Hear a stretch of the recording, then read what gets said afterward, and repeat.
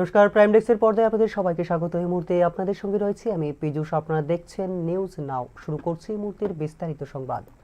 লখনউয়ের king George medical ইউনিভার্সিটিতে প্রাক্তন ছাত্র হিসাবে ফিরে গেলেন রাজ্যের মুখ্যমন্ত্রী প্রফেসর ডক্টর মানিক সাহা।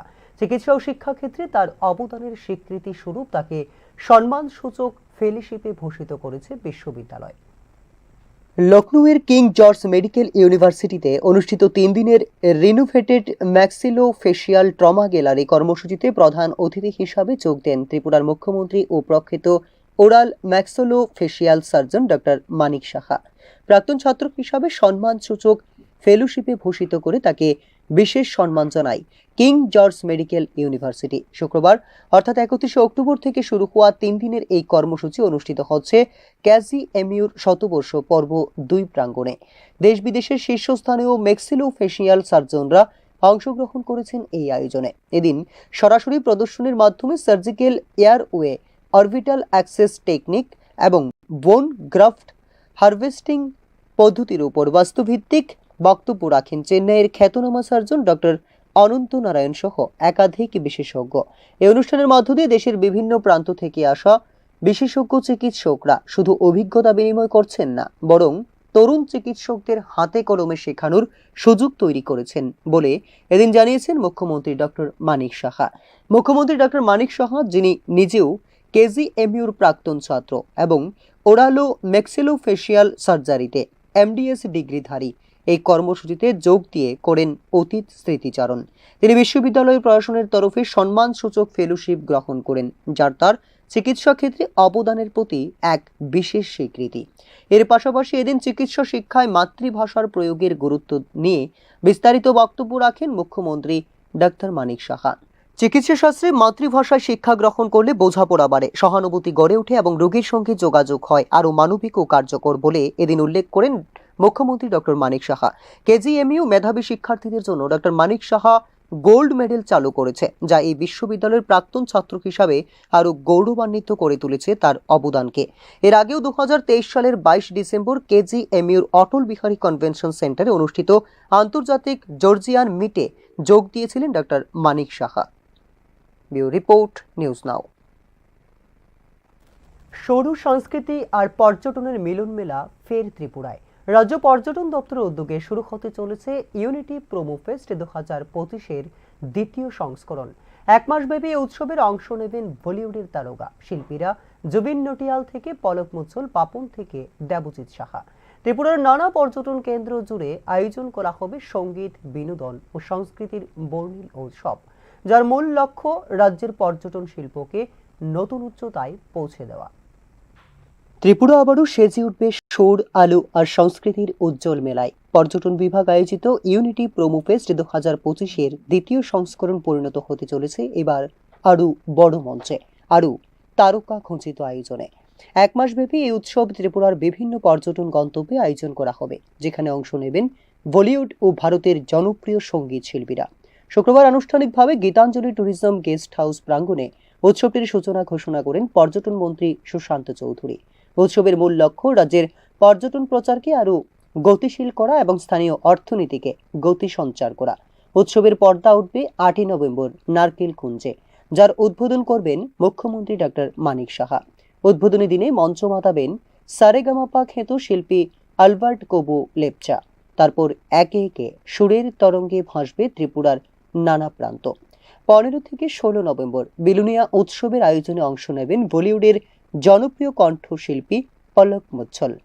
19 থেকে 20 নভেম্বর উদয়পুরে পরিবেশন করবেন উত্তর পূর্ব ভারতের গর্ব সুরকার ও গায়ক পাপন। 29 থেকে 30 নভেম্বর মনোরম জম্পুই পাহাড়ে অনুষ্ঠিত হবে উৎসবের পরবর্তী পর্ব, যেখানে অংশ নেবেন বিভিন্ন ব্যান্ড ও স্থানীয় শিল্পীরা। 4 এবং 5 ডিসেম্বর ঐতিহ্যবাহী নির্মহলে আয়োজন করা হবে বিশেষ পর্যটন উৎসব, যেখানে দর্শকদের মন জয় করবেন সারেগামাপা খ্যাত দেবজিৎ সাহা। আমাদের 15 এবং 16 তারিখে 16 নভেম্বর সেখানে পারফর্ম করবে আপনাদের বলিউডের প্রখ্যাত সিঙ্গার পলক মুচ্ছল। মোটামুটি আমাদের আলোচনা হয়ে গেছে দপ্তরের সঙ্গে। পলক মুচ্ছল দ্বিতীয় দিন 16 নভেম্বর সেখানে পারফর্ম করবে।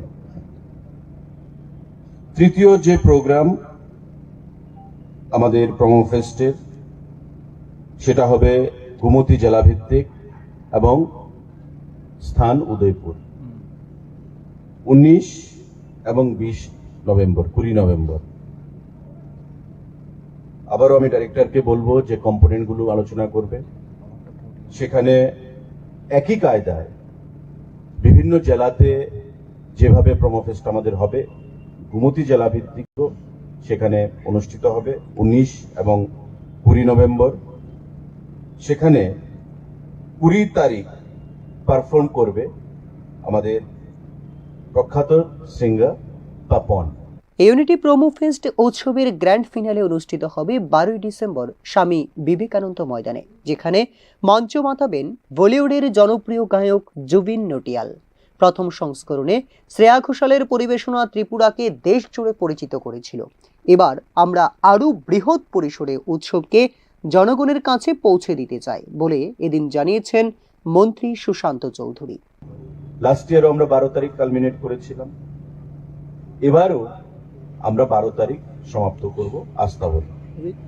এবং গতবার যেখানে আমরা শ্রেয়া ঘোষাল কনসার্ট করেছিলাম, এবার এই প্রোমো ফেস্টে, ইউনিটি প্রোমো ফেস্টে আমাদের 12 ডিসেম্বর পারফর্ম করবে বিখ্যাত সঙ্গীত শিল্পী বলিউডের জুবিন নটিয়াল। আলোচনা হয়েছে, সিদ্ধান্ত হয়েছে এবং আমরা আশা করব যে গতবার যেভাবে একটা রেকর্ড ব্রেকিং কর্মসূচি আমরা করতে পেরেছিলাম, উচ্ছ্বাস, উন্মাদনা, যেটা আমরা লক্ষ্য করেছি বা আপনারাও সাক্ষী ছিলেন প্রতিটি ক্ষেত্রে, বিশেষ করে আমাদের মিডিয়া বন্ধুরা, আমাদের ট্যুর অপারেটর বন্ধুরা যারা আছেন, প্রত্যেকেই আপনাদেরকে সঙ্গে নিয়ে আমরা করেছিলাম। আমরা আশা করছি এবারও জুবিন নটিয়াল যে কনসার্ট হবে সেটা একটা ঐতিহাসিক রূপ নেবে।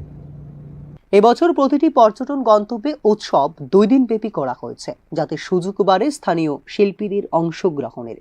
রাজ্যের সাংস্কৃতিক ঐতিহ্য ও প্রাকৃতিক সৌন্দর্যের সঙ্গে সঙ্গীত ও বিনোদনের এক অনন্য সংমিশ্রণ হিসাবে দেখা হচ্ছে এই উৎসবটিকে। শুধুমাত্র বিনোদনের উৎস নয়, বরং রাজ্যের পর্যটন খাতকে নতুন উচ্চতায় নিয়ে যাবে এই ইউনিটি প্রোমো ফেস্ট 2025 বলে দাবি করেছে রাজ্যের পর্যটন দপ্তর। ব্যুরো রিপোর্ট, নিউজ নাও। উত্তর পূর্ব ভারতের ভৌগোলিক বিচ্ছিন্নতা ও সীমান্ত সংলগ্ন এলাকাগুলির উন্নয়নে নতুন দিগন্ত খুলে দিতে পারে ত্রিপুরা থেকে মিজোরামের জুচুয়া পর্যন্ত প্রস্তাবিত দ্বি-লেন জাতীয় মহাসড়ক। এই সংযোগ পথের দাবিতে কেন্দ্রীয় মন্ত্রী জিতেন্দ্র সিং এর হাতে তুলে দেওয়া হয়েছে স্মারকলিপি। ত্রিপুরা ও মিজোরামের চাকমা সম্প্রদায়ের নেতাদের যৌথ উদ্যোগে কেন্দ্রের কাছে জমা দেওয়া একটি স্মারকলিপি উঠে এসেছে উত্তর পূর্ব ভারতের আঞ্চলিক সংযোগ ও উন্নয়ন নীতির আলোচনার কেন্দ্রে। প্রস্তাবিত এই 2 লেন জাতীয় মহাসড়ক, যা ত্রিপুরা সীমান্ত থেকে মিজোরামের লংটোলাই জেলার জোচাচুয়া পর্যন্ত বিস্তৃত হবে, শুধু একটি মাত্র সড়ক প্রকল্প নয়, বরং এটি হতে পারে উত্তর পূর্বাঞ্চলের কৌশলগত পুনর্বিন্যাসের ভিত্তি। মামিদ, লুংলেই এবং লংটোলাই জেলার দুর্গম অঞ্চল পেরিয়ে যাবে মিজোরামের দক্ষিণাঞ্চল ও ত্রিপুরা সীমান্তবর্তী এলাকা বরাবর প্রস্তাবিত এই সড়কটি। বাংলাদেশের সীমান্তের খুব কাছাকাছি এবং বহু দশক ধরে অবকাঠামোগত উন্নয়নের বাইরে রয়ে গেছে এই এলাকাগুলি। যদি এই রুটটি বাস্তবায়িত হয়, তবে এটি NH 502A এর সঙ্গে সংযুক্ত হবে, যা ভারতের উত্তর পূর্বকে মায়ানমার এবং তারপর দক্ষিণ পূর্ব এশিয়ার সঙ্গে যুক্ত হয়ে রূপান্তরিত হতে পারে Kaladan multi modal transit transport প্রকল্পের মূলধারায়। এই মহাসড়কে কেন্দ্র করে স্থানীয় অর্থনীতির গতি বাড়তে পারে বহুগুণ। তৈরি হবে সীমান্ত বাণিজ্য, পর্যটন এবং ক্ষুদ্র শিল্পের বিকাশের সুযোগ। বর্তমানে চাকমা, লাই এবং মিজো অধ্যুষিত এই অঞ্চলগুলি পরিবহন সংকটের কারণে সম্পূর্ণভাবে যুক্ত হতে পারেনি বাণিজ্যিক মূলধারায়। একই সঙ্গে চাকমা স্বায়ত্তশাসিত জেলা পরিষদের সদর কমলনগর সহ পার্শ্ববর্তী গ্রামগুলিতে কর্মসংস্থান, কৃষি পণ্য পরিবহন ও সীমান্ত বাণিজ্যিক কেন্দ্র স্থাপনে সৃষ্টি হতে পারে নতুন সুযোগ। প্রস্তাবটির রাজনৈতিক তাৎপর্য কম নয়। একদিকে চাকমা নেতৃত্বের এই যৌথ প্রয়াস তাদের আঞ্চলিক ঐক্যবোধ ও উন্নয়ন চেতনাকে সামনে আনছে, অন্যদিকে এটি বিজেপির উত্তর পূর্ব কৌশলের সঙ্গেও সামঞ্জস্যপূর্ণ, যেখানে connectivity for security and prosperity কাজ করছে মূল মন্ত্র হিসেবে। ত্রিপুরা সরকারের মন্ত্রী শান্তনা চাকমা এবং মিজোরামের প্রাক্তন সিএডিসি প্রধান দুর্যোধন চাকমার নেতৃত্বে জমা দেওয়া হয়েছে এই স্মারকলিপি। মিজোরামের দক্ষিণ প্রান্তে বাংলাদেশের পাশাপাশি মায়ানমারের সীমান্ত রয়েছে, যা দীর্ঘদিন ধরে অনুপ্রবেশ এবং চোরাচালানের ক্ষেত্রে সংবেদনশীল। নতুন এই মহাসড়ক তৈরি হলে সীমান্ত টহল, সেনা চলাচল এবং জরুরি প্রশাসনিক যোগাযোগ আরও মজবুত হবে, যা কেন্দ্রের দৃষ্টিতে জাতীয় নিরাপত্তার দিক থেকেও গুরুত্বপূর্ণ। যদিও প্রকল্পটি কৌশলগতভাবে গুরুত্বপূর্ণ, তবুও বাস্তবায়নে রয়েছে একাধিক চ্যালেঞ্জ। ঘন বনাঞ্চল ও পাহাড়ি ভূপ্রকৃতির কারণে নির্মাণ ব্যয় ও সময় বেশি হবে। এছাড়া স্থানীয় পরিবেশগত ভারসাম্য ও জীববৈচিত্র্যের উপর প্রভাব নিয়ে তৈরি হতে পারে উদ্বেগ। আন্তঃরাজ্য সমন্বয় ও ভূমি অধিগ্রহণের প্রক্রিয়া মসৃণ না হলে বিলম্বিত হতে পারে প্রকল্পটি। প্রস্তাবিত ত্রিপুরা জোচাচুয়া মহাসড়ক শুধু একটি রাস্তা নয়, এটি হতে পারে উত্তর পূর্ব ভারতের ভবিষ্যৎ সংযোগ, সীমান্ত নিরাপত্তা এবং আঞ্চলিক উন্নয়নের প্রতীক। যদি কেন্দ্র এই প্রস্তাব অনুমোদন করে, তবে এটি হবে গোটা উত্তর পূর্বাঞ্চলের জন্য এক ঐতিহাসিক অগ্রগতি এবং এক নতুন সংযোগ অধ্যায়ের সূচনা। ব্যুরো রিপোর্ট, নিউজ নাও।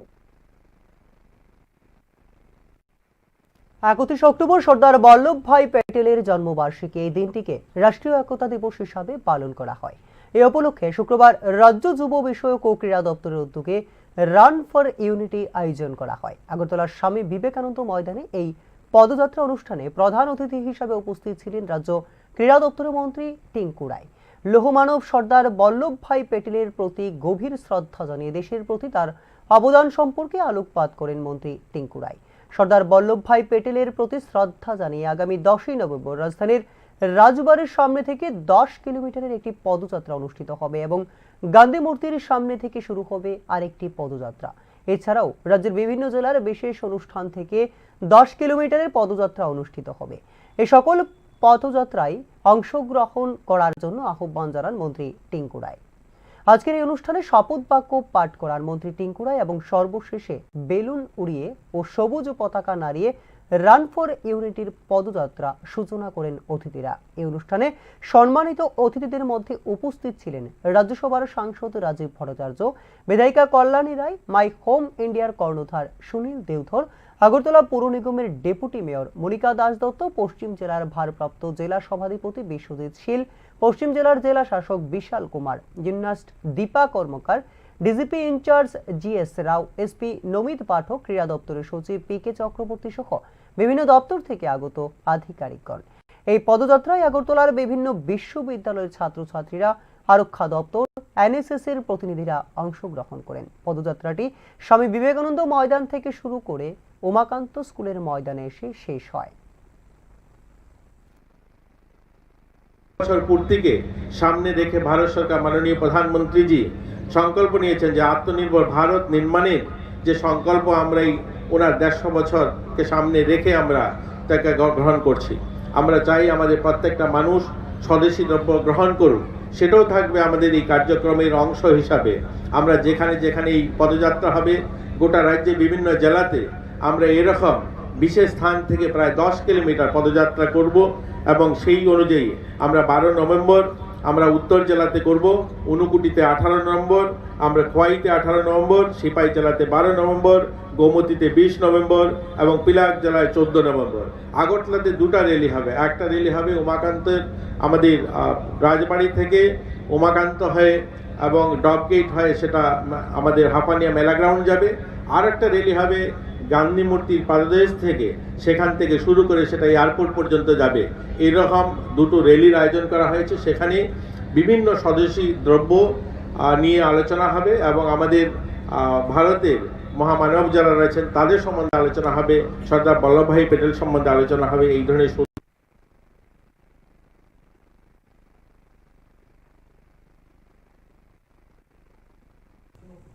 তিপ্রাসা চুক্তি নিয়ে বিভ্রান্তিকর মন্তব্যের মধ্য দিয়ে তিপ্রাসাদের খেপিয়ে তোলার ষড়যন্ত্র করা হয়েছে বলে বিজেপি সাংসদ বিপ্লব কুমার দেবের বিরুদ্ধে অভিযোগ করল কংগ্রেস। এক্ষেত্রে আগামী 7ই নভেম্বর মথার প্রস্তাবিত র্যালি নিয়েও আশঙ্কা প্রকাশ করেছেন কংগ্রেস।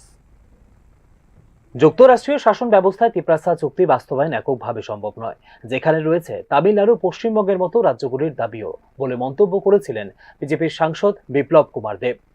সাংসদ দেবের এই ধরনের মন্তব্য তিপ্রাসাদের বিভ্রান্ত করে তাদের খেপিয়ে তোলার জন্য উদ্দেশ্য প্রণোদিতভাবে করা হয়েছে বলে শুক্রবার সাংবাদিক সম্মেলনে অভিযোগ করে কংগ্রেস।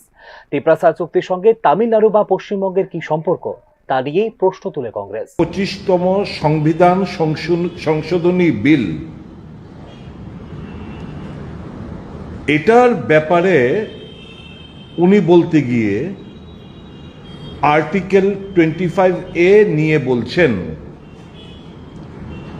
যখন প্রশ্ন করা হলো তিপ্রাসা অ্যাকর্ড নিয়ে, তখন উনি বললেন ये फेडरल स्ट्रक्चर है, ये सिर्फ त्रिपुरा का मामला नहीं है, इसमें बहुत सारा स्टेट, तमिलनाडु, बंगाल, ये सब जुड़े हुए हैं। How come Tiprasa accord is related with that of West Bengal and Tamil Nadu or any other state? Tiprasa accord is only for Tripura। আর 125তম সংবিধান সংশোধনী বিল সেটা হচ্ছে 4টা প্রদেশের জন্য, যেখানে 6 শিডিউল লাগু রয়েছে, that is Tripura, Assam, Meghalaya and Mizoram. এই 4টা স্টেটের মধ্যে 6 শিডিউল বর্তমানে লাগু আছে। তাহলে আগামী 7ই নভেম্বর তিপ্রা মথার প্রস্তাবিত রেলিকে সামনে রেখে অস্থিতিশীল পরিস্থিতি তৈরি করার উদ্দেশ্যে এই ধরনের মন্তব্য বলে অভিযোগ ত্রিপুরা প্রদেশ কংগ্রেসের। স্বাভাবিকভাবে হোস্টেলিটি বাড়ারই কথা, খেপে যাওয়ার কথা। এখন কি এটাকে খেপানোর জন্য রাজ্যে একটা অশান্তির বাতাবরণ দীর্ঘদিন ধরে আমরা দেখছি? বিজেপি একটা মহল তো চেষ্টা করে যাচ্ছে যে এই রাজ্যে 80-র পরিস্থিতি ফিরে আসুক, এবং আমরা মনে করি এই সমস্ত উল্টাপাল্টা স্টেটমেন্ট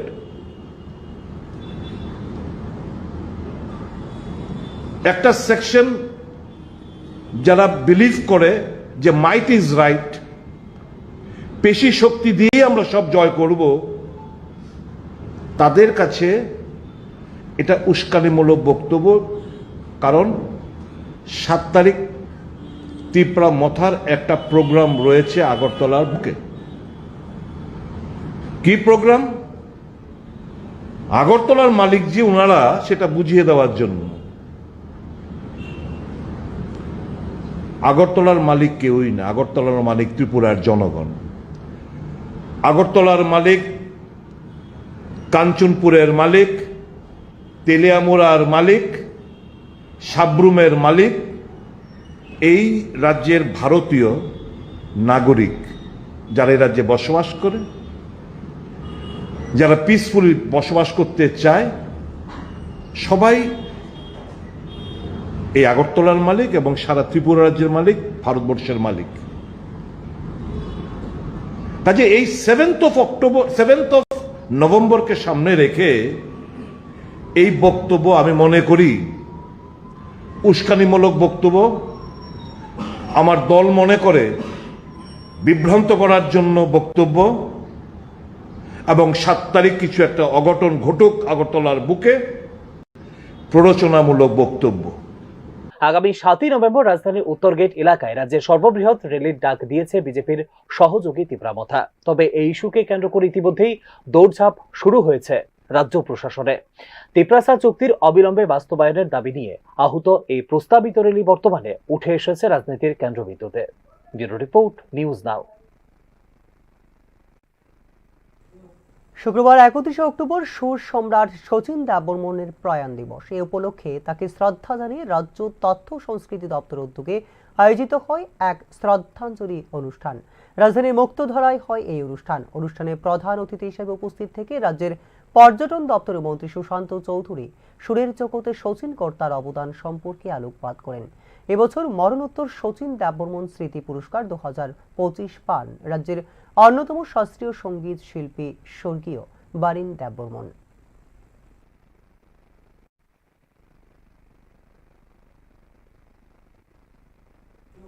সুপ্রিম কোর্টের স্পষ্ট নির্দেশ থাকা সত্ত্বেও 2016 থেকে 2017 সালের টিএসআর এনরোল্ড ফলোয়ারদের নিয়োগ প্রক্রিয়া সম্পূর্ণ না হওয়ায় ক্ষোভে ফুঁসছে শত শত নির্বাচিত প্রার্থী।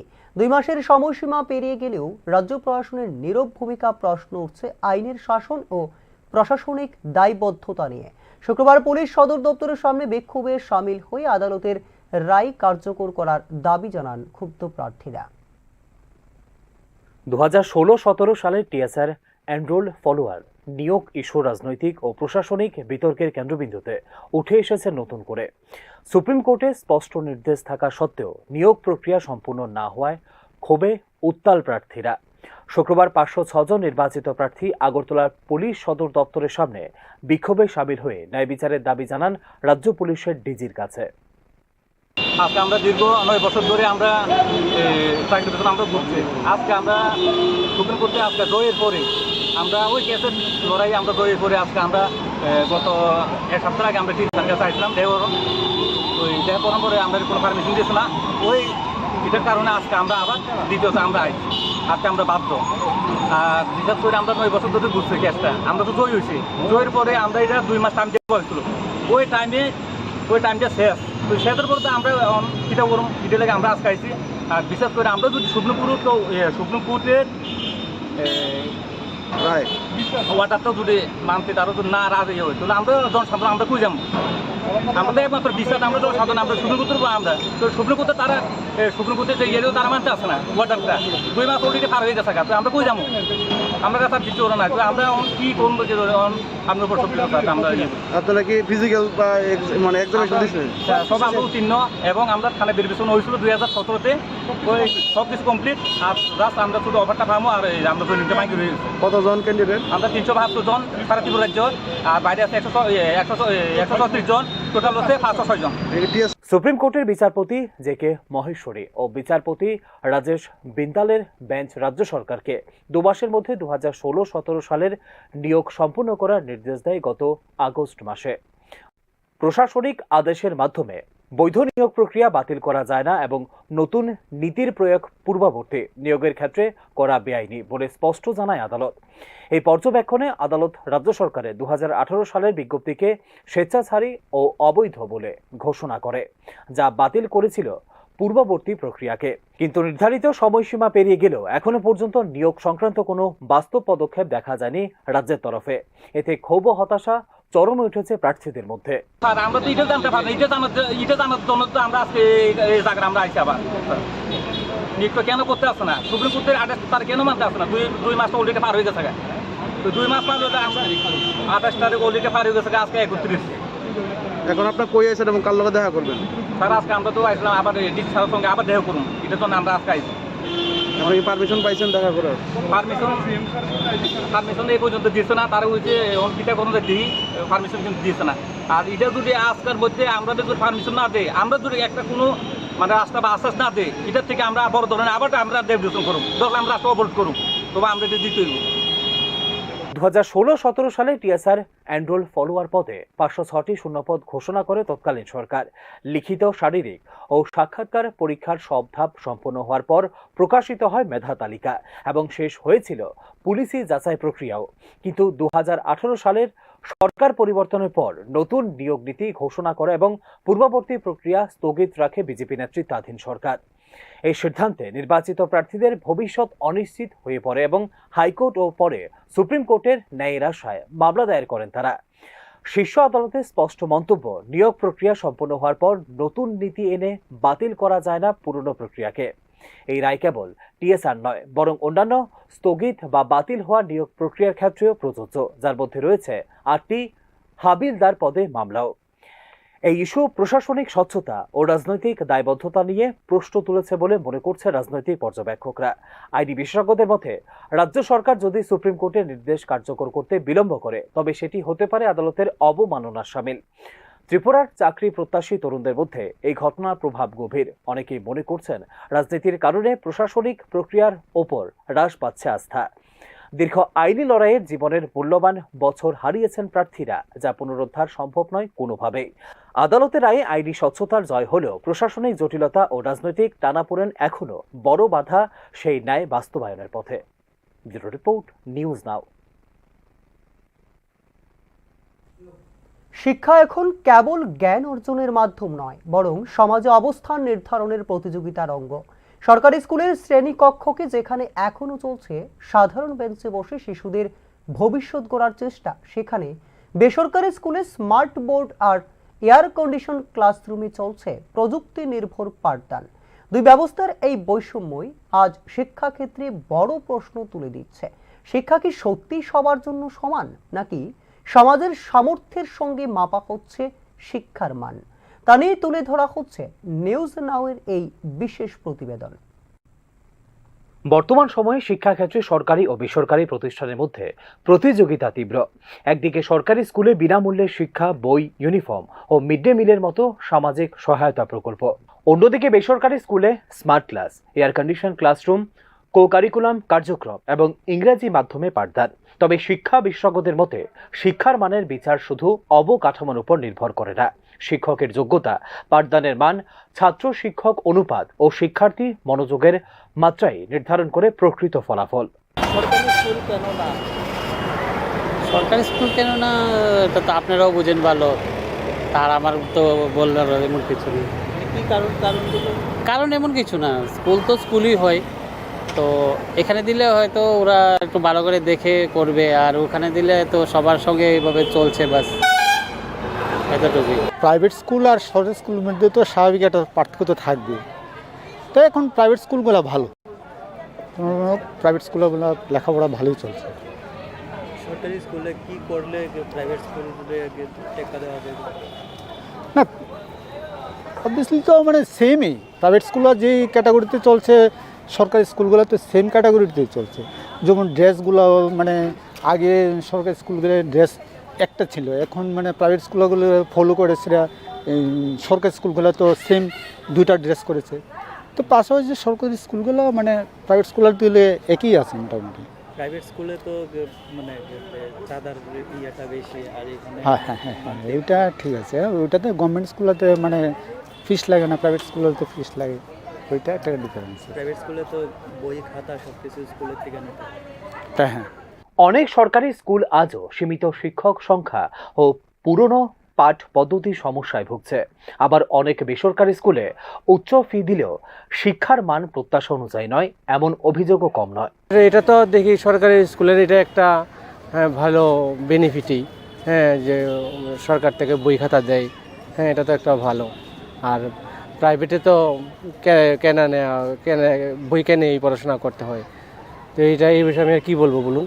আর সবের তো সেরকম আর্থিক ক্ষমতা নেই যে প্রাইভেট স্কুলে দিতে। যাদের একটু বেশি আছে তারা প্রাইভেটে দেয়, আর যাদের একটু কম আছে ওরা সরকারি দেয়। আবার অনেকে আর্থিক দিক দিয়ে পেরেও দেখি আমি সরকারি স্কুলে দেয়। আর্থিক দিক দিয়ে এরা পারে মানে প্রাইভেট স্কুলে বাচ্চাদের পড়াতে, আবার আমি দেখি আমাদের সরকারি স্কুলেও দেয়। অর্থনৈতিক বৈষম্য একটি বড় বিষয়। সরকারি স্কুলে মূলত নিম্ন ও মধ্যবিত্ত পরিবারের সন্তানরা পড়ে, ফলে তাদের মধ্যে প্রতিযোগিতার মান ও পরিবেশে পার্থক্য দেখা যায়। অপরদিকে বেসরকারি স্কুলে সুবিধাপ্রাপ্ত শ্রেণীর শিশুদের আধুনিক পরিবেশে বড় হওয়ার সুযোগ বেশি। তবে সাম্প্রতিক বছরগুলোতে অনেকটা বদলাচ্ছে সরকারি স্কুলের চিত্র। নতুন স্মার্ট ক্লাসরুম, ডিজিটাল লার্নিং, শিক্ষক প্রশিক্ষণ এবং নতুন শিক্ষানীতি 2020 প্রয়োগ আরও শক্তিশালী করে তুলছে সরকারি বিদ্যালয়গুলোকে। অনেক ক্ষেত্রে সরকারি স্কুলের ছাত্রছাত্রীরাই আজ অর্জন করছে রাজ্য ও জাতীয় স্তরের সাফল্য। কিন্তু ওই আমার মনে হচ্ছে ওই গ্যাপিংটা আছে, এটা যদি একটু দূর করা যায় তাহলে আমরা কিন্তু আবার, কারণ আমরা বিভিন্ন দেশে দেখি বা আমাদের স্টেটেও এখনও দিল্লি বা কিছু কিছু স্টেটে দেখলাম গভর্নমেন্ট স্কুলের দিকে আবার মানুষ মুভ করতে হয়। তার মানে তারারও ওই জায়গাতে মনে হয় তারার ওই মানে সিস্টেমটা একটু চেঞ্জ হয়েছে। আবার এইটা করলেই মানে আমার মনে হয় একটু ভালো। গভর্নমেন্ট স্কুল একবারে গেল এরকম ফিস নেই। এখন তো ফিস সব আমাদের একদম প্রশ্ন থেকে শুরু করে সব কিছু এভরিথিং সরকারি স্কুলে কোনো ফিস নেই। হ্যাঁ, তারপরে ওই থেকে অনীহা এটা কেন মনে হয়? এটা তো এখন মানে কি করতাম আর একটা মানে আমরা কি একটু নেশার একটা ব্যাপার আছে। আমার পাশের বাড়ির সে প্রাইভেট স্কুলে পড়ে। হ্যাঁ, আমার বাড়ির স্টুডেন্ট নেতাজি স্কুল আসলে ওমকান্ত স্কুলে পড়ছে, স্ট্যান্ড করছে কিন্তু। হ্যাঁ, অথচ আমার বাড়ির আরও 2জন স্কুলে প্রাইভেট স্কুলে পড়ছে বা করছে, তারা যে স্ট্যান্ড করছে ওই রকম লেভেল না। যে স্টুডেন্ট যদি ভালো হয় বা যে কোনো জায়গাতে তার যদি গার্জিয়ানরা যদি তারে সেরকমভাবে গাইড দিতে পারে, স্কুল তো নিশ্চয়ই গাইড, স্কুল তো একটা স্কুলের গাইড আমি বাড়িতে যাই করি, ম্যাম যা করায় তার কাছে প্রথম থাকে এটা, ম্যাম তো ওই রকম বলেছে। হ্যাঁ, এরকম তাহলে ওই ধরনের একটা জিনিসও কাজ করে। আমার পাশের বাড়ি এটা, পাশের বাড়ির ওইজন এটা করে দিতেছে, আসলে ওইটা করলে যে খুব বেটার হইব সে স্ট্যাটাসটা তো একটা আছে। আমাদের আর্থিক অবস্থা সেরকম না, কিন্তু আমরা বাইরের জিনিসটা আমার কিন্তু একটা আমার দিকটা কিন্তু আমরা বুঝতে পারছেন না আমরা কি অবস্থায় আছি। শিক্ষার মান কিসে নির্ভর করে? মূল প্রশ্নটি হচ্ছে তাই। অবকাঠামো ও প্রযুক্তির গুরুত্বপূর্ণ, কিন্তু তার থেকেও জরুরি শিক্ষক শিক্ষার্থীর সম্পর্ক, পাঠদানের আন্তরিকতা ও শিক্ষার উদ্দেশ্যবোধ। শিক্ষা যদি শুধুমাত্র বাণিজ্যিক হয়ে পড়ে, তবে বেসরকারি স্কুলের চকচকে দেওয়ালও দিতে পারবে না প্রকৃত জ্ঞানের আলো। আবার সরকারি ব্যবস্থায় জবাবদিহিতা ও সময় উপযোগী সংস্কার না আনলে পিছিয়ে পড়বে সেই ব্যবস্থাপনাও। অতএব সরকারি হোক বা বেসরকারি, প্রকৃত লক্ষ্য হওয়া উচিত মানসম্পন্ন, সুলভ ও মানবিক শিক্ষা ব্যবস্থা গড়ে তোলা। মনে রাখতে হবে, শিক্ষা কখনো কেবল প্রতিষ্ঠানের বিষয় নয়, এটি একটি জাতির মানসিক বিনিয়োগ, যা নির্ধারণ করে ভবিষ্যতের পথ চলা। ব্যুরো রিপোর্ট, নিউজ নাও।